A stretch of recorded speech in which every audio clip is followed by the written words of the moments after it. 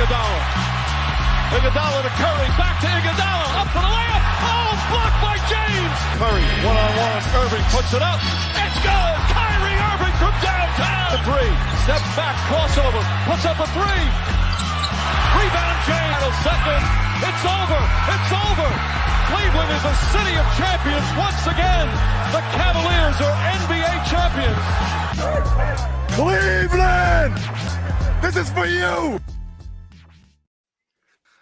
What's going on, Cavs fans? Welcome to another edition of The Block, The Shot, The Stop, a Cleveland Cavaliers podcast brought to you by the Blue Wire Podcast Network. I'm Skylar Wepker, along with Kevin Lynch and Tim Daniels. And guys, we're here to talk about the Cavs' latest victory over the Golden State Warriors. What were your guys' thoughts on this game? I know we kind of started sloppy and then really turned it around going out of the half. Kevin, I'll start with you.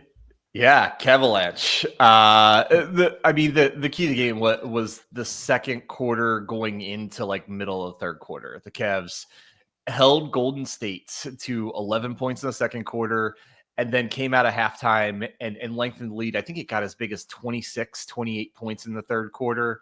And really, the topic that we almost never talk about deserves to be talked about today was the Cavs defense. I thought they were like swarming last night. I don't know if it was something about that Golden State team. They just don't like Draymond, or they don't want to see Steph have a game or something. But like, that was probably as good of a defensive performance as I think they've had in a while.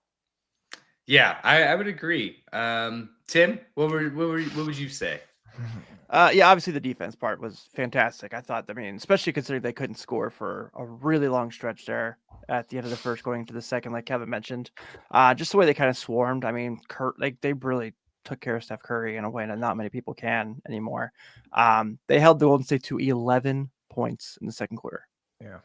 Do you know how hard it is to score 11 points in an NBA quarter? It's nearly, I wouldn't say it's nearly impossible, but it's just about. And so they were on top of it. I thought that they were great. We say this every episode now, but another awesome Darius Garland game where he kind of controlled the pace, controlled the tempo of the game. And, that was the Steph Curry matchup. And I thought realistically, for the majority of the time when he's guarding him, I thought he did really well. Mitchell obviously had another one of those really insane stretches between the second and third quarter where he just was Donovan Mitchell. And the other thing that was really nice in this win streak, it's the first game in the win streak. They didn't need Evan Mobley to do too much. It was just kind of keep them off the glass and we'll take care of everything. And the bench is kind of like a lot of small digit scoring, but everyone scored but Jalen Tyson. And Jalen Tyson obviously got in the 4-minute mark when they brought in the rest of the backups. But I thought the bench defensively too really stepped in and did a great job. George was really good defensively. Ty Jerome was really good defensively. It was just a really nice performance overall, especially the start of a back-to-back. You kind of get that game from those guys. Yeah, you brought it up. The keeping them to 11 points in that quarter, that's really hard to do to any NBA team, but especially an NBA team like the Warriors that are just historically known to be 3-point centric team. That holding to such a small amount there really, really changed the shift of the game because we started this game super sloppy. Turnovers galore, couldn't buy a basket. I want to know what Kenny Atkinson said in the halftime because they came out like a completely different team after that. No, you're right. And, something I want to bring up and Tim started bringing up Darius. So for a very long time, everyone has considered, rightfully so, Steph Curry to be the best conditioned athlete in the NBA, maybe in the world. Like the guy just runs and runs and runs all the time and works so hard to get open shots and everything. I kind of think Darius is kind of becoming a Steph Curry light in that manner because he, last night, especially if went on, and doesn't do 100% of the time, but more often than that, he's becoming very active defensively. He's, picking guys up further up into full court. He is just bouncing around all over the place and never really seems to be breathing too hard. So I was watching Darius, and you're right, Tim, I was a little surprised that they had him matched up against Steph as much as they did, but he was chasing Steph all around the court and kind of matching him, stride for stride in a lot of ways. And I don't know. It's something I hadn't really considered with Garland to this point this year, but it's something I really noticed last night.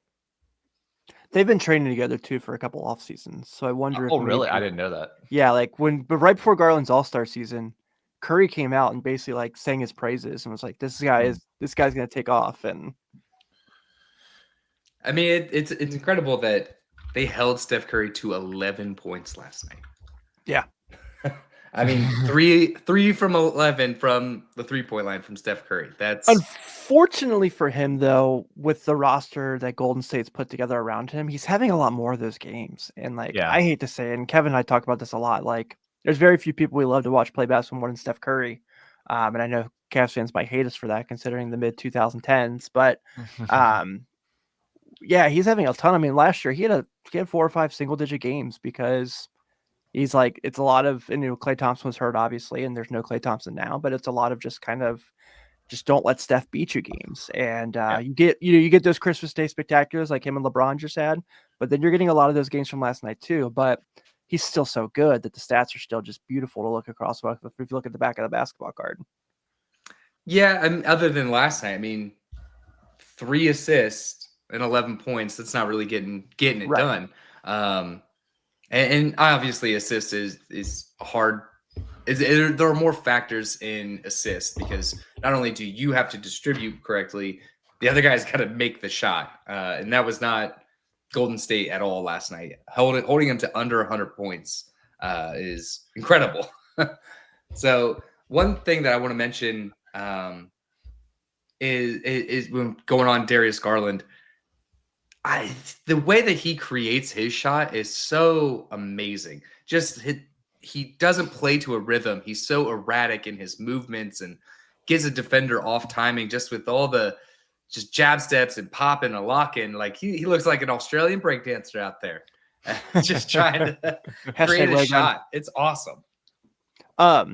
Yes, there's that. And I think the one thing, so I talked about one of my favorite things to talk about with Mitchell that does really well is the long rebound. I guess I'm going to dub Garland the best in the league at this one little silly thing. It's the driving to the rim and dropping the ball into the dunker spot. I don't know anyone that's doing that better than him, where Jared Allen is basically just like sometimes not even attentive and the ball's just in his hands and he gets a dunk. He did that quite a few times last night. He's done it quite a bit throughout the season with this new offense. He's just become such a good distributor. And I know he's not getting 13, 14 assist games out there anymore, but these 5 to 8 games he's having where he's having plays like that are making all the difference to this offense. Yeah, I would agree. That is the other thing that we've seen all this season is just the way the ball moves with this Cavs team. I was watching and trying to just count. And on average, there are 4 passes per possession. Yeah. And a lot of times it's even more than that. And it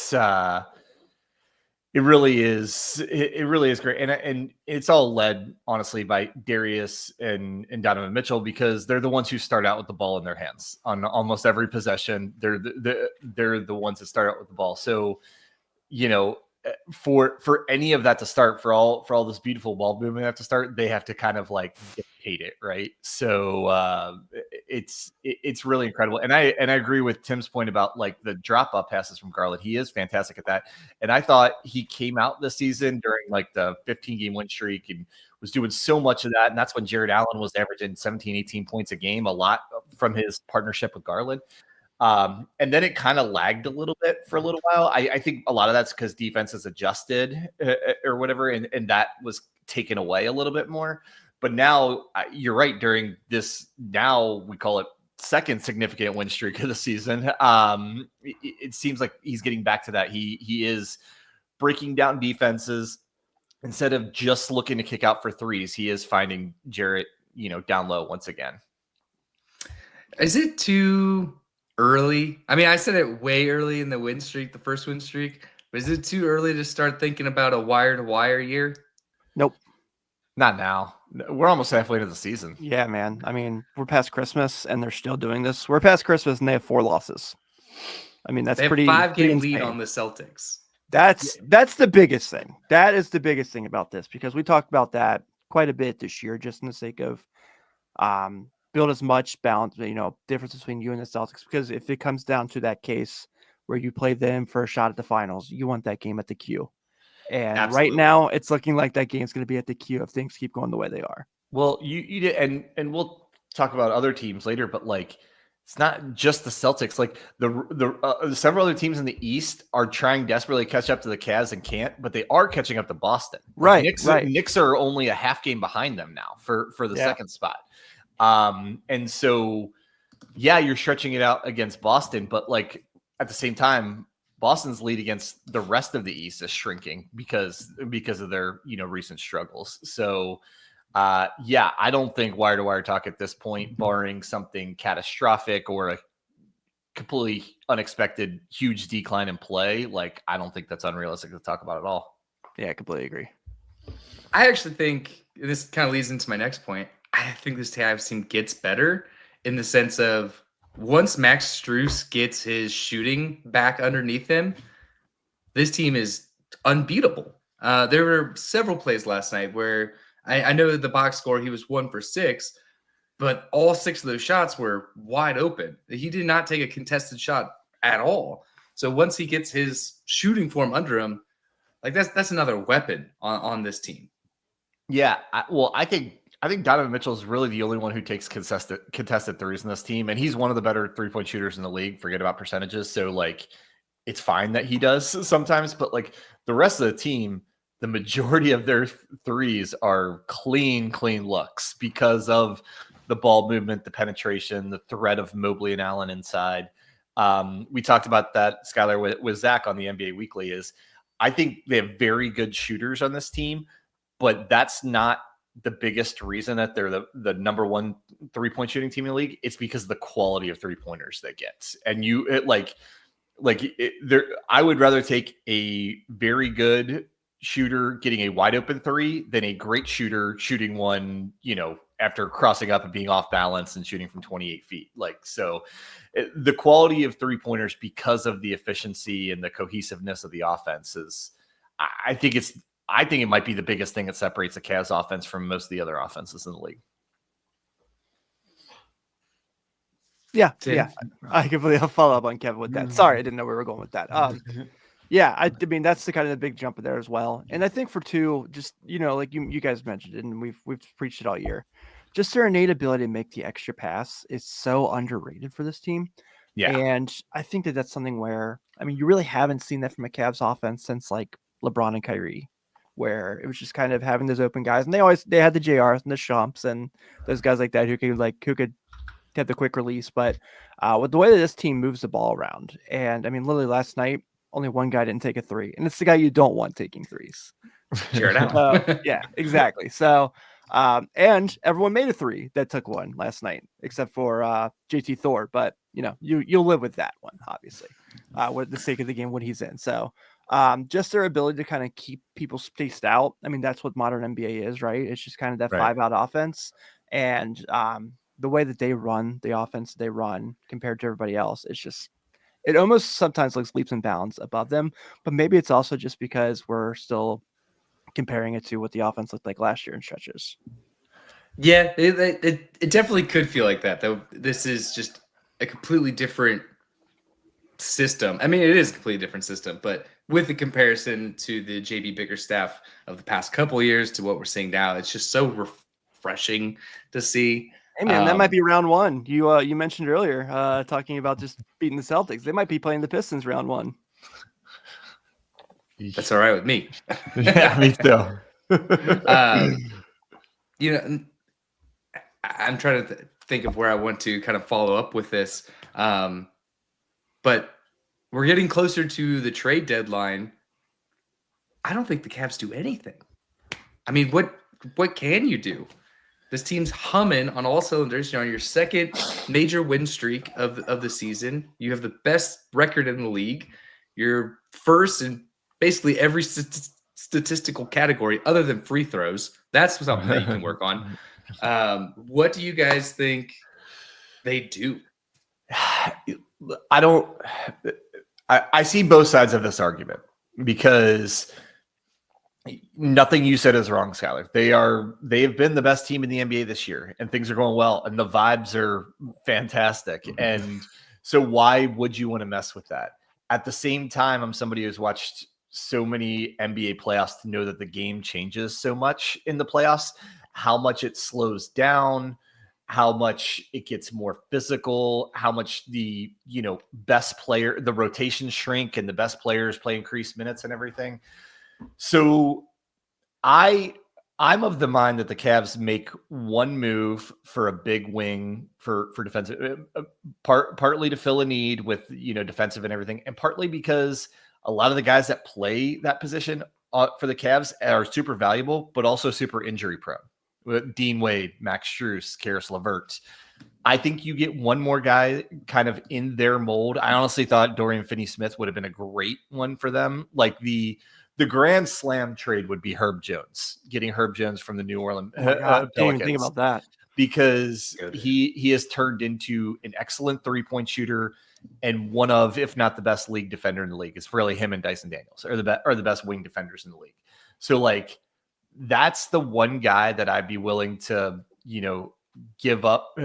That's the number one guy, I should say, that I would give up a little bit more because he is the perfect guy to come into this team. But someone in that vein, like a 3-and-D big athletic wing to not only fill a need, but also is a little bit of an insurance policy against some of the guys that you have that, have experienced quite a few injuries the last few years. I don't know. Do you think after the other night, Dallas might be willing to move Najee Marshall because he got suspended? I don't want to Xavier guy on the Cavs. You don't want a good Xavier guy on the Cavs? No, like, I mean, honestly, I envision somebody like the Sixers aren't going to trade him, but like Caleb Martin or somebody like sure. That's the kind of guy I want. I don't want somebody that's going to come in and dominate the ball and throw off any of the vibes on his team. But I don't think any of those guys would. I'm talking about guys who are get most of their shots off catch and shoot threes or cuts to the basket, aren't going to have a large win share or large PER. I think someone like that would fit in perfectly to this Cavs and complement what they're doing and not throw anything off. That said, I understand everything being great, but I'm just somebody. I still look at Boston and I still look at the Knicks and think, who do the Cavs use to guard Jason Tatum and OG Anunoby and guys like this big, or the Hawks? We've seen it with the Hawks, right? That's who do they guard if they play the Hawks in the second round or even the first round? Like who do they have guard DeAndre Hunter after he went for like 30 each game we played him? Yeah. I would still love if they got someone in that mold. Yeah, I agree with Kevin. And I also, you don't have to make a trade, right? The buyout market is always going to be something that's going to jump out right after the deadline.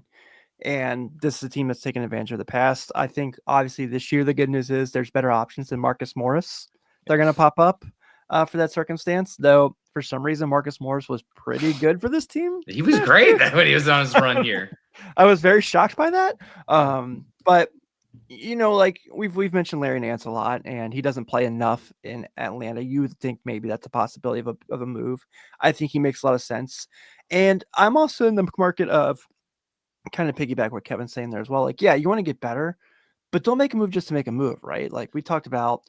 Washington is very, very, very obliviously like, hey, Kyle Kuzma, Jonas Valanciunas, don't go get those guys, especially Jonas Valanciunas. He doesn't run the floor the way that you need a Cavs big to do so.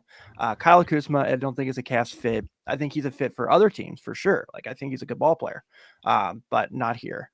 And to even further Kevin's point as far as like guarding Boston, guarding the Knicks. This Orlando Magic team. You need guys who can score because right now, if the season ends today, you're playing them in the second round, and they're pretty great. No, yeah, I would agree with you guys about needing a wing defender who can, I'll just take a wing defender. We don't really need somebody that can score. Everybody on this team can score. Yeah. Because I'm just looking at the standings right now, if the season ended today, you would have potential matchups against Pistons, Heat, Hawks, Magic, Celtics. Knicks are in there. All those teams have great wing players like Tatum, OG Anunoby. We've already seen what the Hawks and Heat do with those wing positions. So I agree that something probably needs to happen. I think along the lines of don't make a move just to make a move. It's got to be a right locker room fit, because I think this locker room is such a tight knit group. That's why they're able to play with the confidence that they all have. It's just because they're a completely bought in team right now, and kind of either getting rid of guys to acquire other guys. That you're dabbling in that chemistry, that cohesion that has really set this team apart from other teams this year. That's nail on the head. I really think that's nail on the head. Just in the sense that, and I think Kobe Altman is really good at that. I think he's really good at getting guys that fit, not just schematically, but personality wise. And I think he really learned a lot from the John Beeline situation where, he hasn't had a bad locker room since then. Let's be honest. I mean, they lost with JB Bickerstaff, and there was these rumors that Mitchell and Garland didn't want to play together, which turned out to be very big rumors. And I mean, the locker room's been great the past, basically since they drafted Mobley in that time frame. Yeah. I mean, it's so funny. Like, if you look in hindsight, everyone's saying that, oh, Mitchell's on his way out. That didn't happen. Garland's going to request a trade. That didn't happen. Mobley and Allen can't play together. That hasn't happened. So it's just, everybody just loves to talk about the Cavs not being able to make it work. And all they've done is proven everybody wrong. Well, you know why, Skylar? It's because NBA people don't push what's going on the floor. They push narratives. They push this ESPN talking head bull crap that we all hate so very much, and that's why we do the show the way we do it. It's the drama that's more important than the game, and that's the thing where I really appreciate doing shows like this, where it's like, yeah, we can talk about the reports and news and things like that, but we care far more about why did Evan Mobley take 3 threes here, and were they good shots? And I think that's the way this needs to be. Yeah, I agree. And everybody, I like to get specific with it, right? Because people will say, okay, then who is the right trade or something? You don't want, if you talk in theoreticals, they need this and that, but then the salaries don't match. There's no way that team's going to trade that guy, right? Yeah. Oh yeah, the Cavs could really use Shai Gilgeous-Alexander. It would be great. I actually wrote down 5 names that I think are realistic, both from salary perspective and are perfect fits for the Cavs. And whether it's one of these 5 or somebody kind of in that mold. I already mentioned Herb Jones. To me, that's the grand slam. That's the guy I would want. Also from the Pelicans, I would take Trey Murphy in a second. Oh my God! And, yes. and I'm picking on the Pelicans because they have the worst team in the league. Big possibility of wanting to blow it up, right? Another team that's talking about blowing it up, Sacramento Kings. I'd go make a call about Keegan Murray because his shooting's down this year, but he is the prototypical big guy, big wing, plays really good defense. Historically has been a good offensive player, but been down this year. I think that's another good guy. The one that's been rumored of the Cavs quite a bit, Cam Johnson from the Nets. Everybody knows the Nets are going to unload everybody. I do think he's a great fit. He does make a little bit more money and might be a little bit tougher to make a trade. The Cavs don't really have any restrictions as far as salary cap right now. And then if you're going to go for a little bit lesser guy, like I mentioned, Caleb Martin, I would Cody Martin would be kind of I guess last or the bottom, not, and I'm not picking on Cody, but that's kind of my Mendoza line. Cody Martin would be the last guy I'd be willing to make a trade to complement this roster. If it's anybody who would contribute less than him, it's not worth it to me. Right. But that all 5 of those guys have very similar profiles, have very similar skill sets, very similar size. So those are 5 names that I wrote down that I think would all be just a great compliment to this Cavs roster. And I wouldn't want to do anything else. I'd want to make a move to get one of those guys and then leave the rest of the team as intact as possible. Yeah, and I think to a lesser extent too, as far as a buyout guy you could potentially look at, depending if his franchise decides to be smart for once. I can't imagine the Bulls take. I can't imagine Torrey Craig would be hard to get as far as a switchable defender for this team that you can just have come off the bench and play 15, 20 minutes. Yeah, and he's kind of right on that Cody Martin line for me. That's a guy, if you could it's almost like a flyer if you get them on the buyout market or like for a second round pick or in 6 years from now or something, and you get them as like a insurance policy almost. Because again, you said injuries happen all the time. And like, hold on, quick. This is one thing I wrote down. We didn't get to on Sunday because we did the longest podcast ever. But the one person or one group of people we haven't shouted out this year for the Cavs success that we should, and people never think of this. The What Cavs about frog. the Well, I was gonna say. Well, we haven't talked about the Cavs frog. That's a great point. Yeah, why haven't we done that? But how about the Cavs training staff? Think about the guy. Think about the NBA. The amount of guys that miss games because of injuries or even minor injuries or things like that. Their big four have missed combined like 4 games this year. Yeah, they've had some bumps and bruises with guys on the bench. Obviously, Max Strus was out for a bit of the year. Wade missed time. LeVert missed time. But overall, one of the biggest reasons for the Cavs' success is they are as healthy as any team in the NBA. And that is a credit to the players getting conditioning themselves to be healthy. It's a credit to Kenny Atkinson, which we have talked about, and the coaching staff keeping people's minutes down and like keeping, last night they got a great win on the first night of a back-to-back and nobody played more than 27 minutes. That's like exactly how you draw it up, right? But the training staff deserves some credit too, because they this Cavs team has been as healthy as any NBA team I've followed in several years. So I just want to give them a shout out. Yeah, especially look at those like LeBron days where it's like he's going into the finals with Kyrie Irving's shoulder at his ankle and things like that. So see this as a nice, pleasant change. Yeah. The one other thing I want to say, I wanted to get, I guess, all of us to talk about a little bit was I always like to, I'm willing to be like critical of like, coaches or players when need be. And I luckily haven't had to very much with the Cavs this year, but I have a little bit. The guy I've probably been the most critical of is Dean Wade. And I've always said like Dean contributes in a lot of ways, but his offense has just been bad this year. He's like the only Cav whose offense has been bad. Well, he's finally starting to turn that around. The last 7 games, he's shooting 67% from 3, 12 for 18. He's averaging 7 rebounds a game. He's averaging almost a block a game. His minutes he is probably the number one benefactor from Okoro being out as far as increase in minutes and moving back into the starting lineup. And I think we all speculated about this, when Okoro went down, who do we move back into the starting lineup? And I think I said, and I win one every now and again. I usually don't, but I think maybe they put Dean Wade back in because they know they need him to get going, and he was at his best when he was a starter, and maybe that will get him going again. And so I didn't want to call him out because I think these last 7 games or so has been his best stretch of the season. Completely agree, man. And it's been so awesome to see because this team has really needed his step up. Yeah, I'd like to get into deeper conversations about Dean Wade, especially maybe as we get closer to the trade deadline. But before we go into that rabbit hole, let's turn the page and look at tonight's game against the Lakers, against the 40-year-old LeBron James.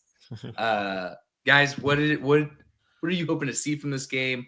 What are your takes? Let's hear them. Tim, we'll start with you. Well, unfortunately, the Lakers got more athletic this weekend.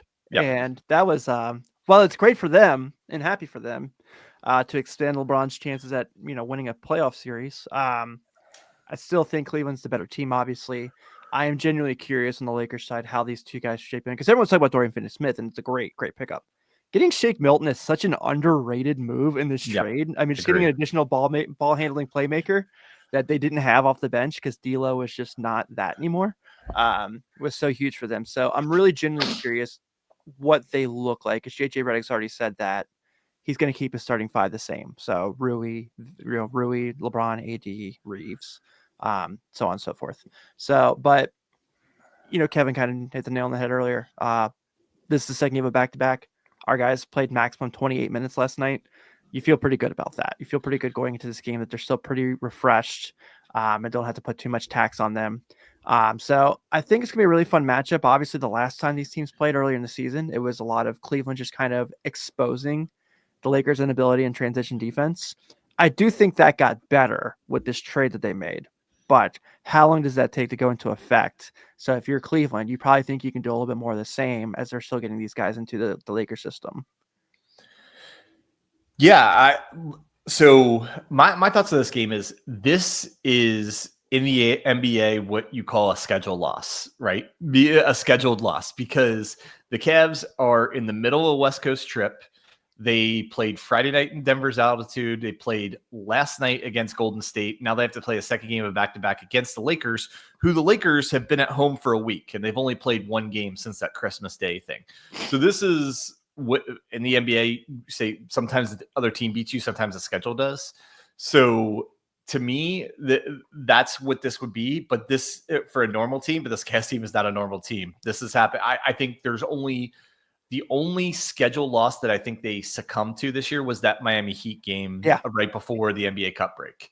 Other than that, when these scenarios have occurred, they have risen to the challenge and kind of defied the odds a little bit because it is defying odds to win your, eighth game. If this would be their eighth game in a row, it'd be the third straight game on their West Coast trip of winning in 3 games in 5 days on that trip. So my thought is I'm not heartbroken if they do lose this game because I think the NBA kind of set them up to lose this game. Yeah. But earlier in the year, I would kind of have expected a loss. And now after seeing almost a half season of this Cavs team, I still expect them to win despite kind of this, schedule being stacked against them.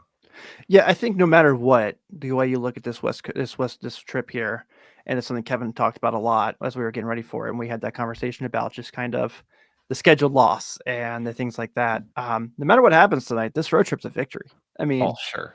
Nail on. I mean, just dominant, impressive. No matter what happens tonight in Dallas later in the week, this is a win of a road trip for this team. Yeah, I think this team is such an Iron Man team in the sense of they thrive the more that they play. It seems like whenever they take extended breaks, that's when the rust starts to build. Probably a little quicker than we would like. I think they genuinely just like to play. So I expect to win just because they've shown us time and time again, especially the first win streak was, God, we were on every single night, it felt like. So I expect them to we got sick of seeing each other. I expect them to keep the momentum rolling. I don't know if it'll be an absolute dominant blowout like the last time that we saw the Lakers. But I also wouldn't be surprised if it is. So you're saying that there's a possibility we see Bronny in this game again? I mean, he's playing hot in the G League right now. The warm welcome he's got in Cleveland, though. Well, and we should mention again, not just the schedule. I don't want to take anything away from the Lakers or anything.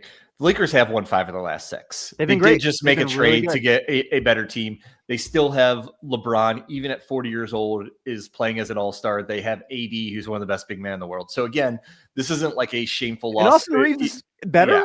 Got better. No, Austin Reeves has been playing fantastic. I think he might put a headband on, and he's like, yeah. And so, I think this is a big challenge tonight because of both the opponent and the situation with the schedule and the travel and everything. But again, the Cavs have risen to these challenges so many times this year to the tune of so when you talk about the Cavs overall this year, I think this is a perfect representation of how good the Cavs have been. Just a very simple thing. Record by month. October 5-0, November 12-3, December 11-1. What happened in November? The Hawks. The Hawks. That is what happened. You're right. Yeah.